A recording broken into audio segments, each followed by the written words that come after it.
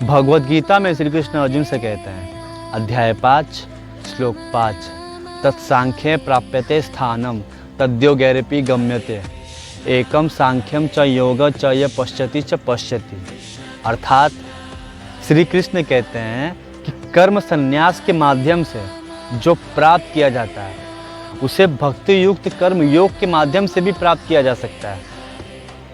इसीलिए जो कर्म संन्यास को और कर्म योग को एक समान मानते हैं वो दुनिया के किसी भी वस्तु को यथावत रूप में देखते हैं। आध्यात्मिकता के अभ्यास में मनोवृत्ति ही प्रमुख होती है।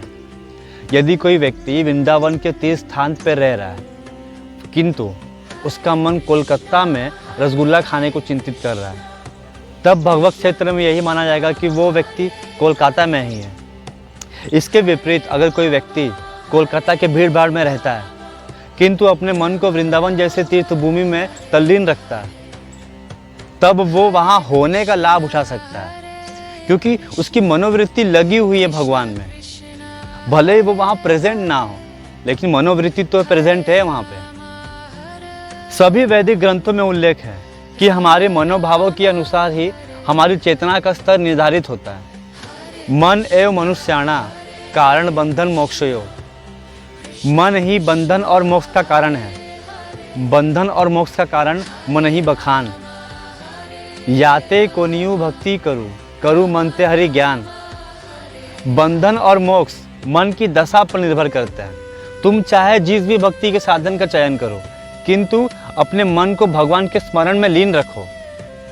वे लोग जो ऐसा आध्यात्मिक दृष्टिकोण नहीं रखते और रख ही नहीं पाते हैं, वे लोग कर्म सन्यासी और कर्म योग में अंतर देखते हैं जो कि नहीं है, 1% का भी नहीं है, और कर्म सन्यासी को उसके बाहरी परित्याग के कारण श्रेष्ठ घोषित कर देते हैं। किंतु ज्ञानी जन ये देखते हैं कि कर्म सन्यासी और कर्म योगी दोनों ही अपने मन को भगवान की भक्ति में लीन कर लेते हैं, इसीलिए वे दोनों एक समान होते हैं श्री कृष्ण की नज़र में।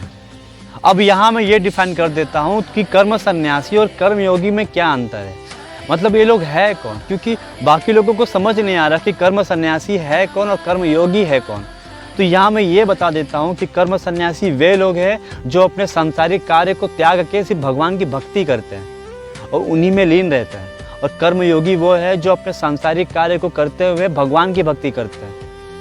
तो यहाँ ये बताया गया है कि कर्म योगी और कर्म सन्यासी दोनों अलग नहीं है, दोनों की भक्ति एक समान है। दोनों का तरीका अलग हो सकता है लेकिन पहुँचेगा तो एक ही जगह ना दोनों। वो कहते हैं ना कि अगर नाले का पानी और कुएं का, नाले का पानी और तो गड्ढे का पानी, बरसात के मौसम में जब वो पानी निकलता है तो उसको जाना एक ही जगह है, समुद्र में ही लीन होना है, लेकिन उसके अलग अलग स्थानों में पाए जाते हैं ना। लेकिन वो अगर बरसात के पानी में अगर बह के जाएंगे तो जाएंगे कहाँ, समुद्र में ही लीन होंगे ना। वैसे कर्म सन्यासी है और कर्म योगी है, दोनों के रास्ते अलग अलग है लेकिन भक्ति मार्ग एक ही है। भक्ति अगर करेंगे तो दोनों श्री कृष्ण के पास ही जाएंगे। ऐसा नहीं है कि इनका श्रेष्ठ है उनका डाउन है और इनका श्रेष्ठ है उनका डाउन है, ऐसा कुछ भी नहीं है। तो ये है अंतर कर्म सन्यासी और कर्म योगी का। आई होप आज का वीडियो आपको पसंद आया होगा तो लाइक करिए, कमेंट करिए और शेयर करिए। तो मिलते हैं नेक्स्ट वीडियो में गीता के नए श्लोक के साथ और नए मोटिवेशन के साथ। तब तक के लिए श्री राधे राधे।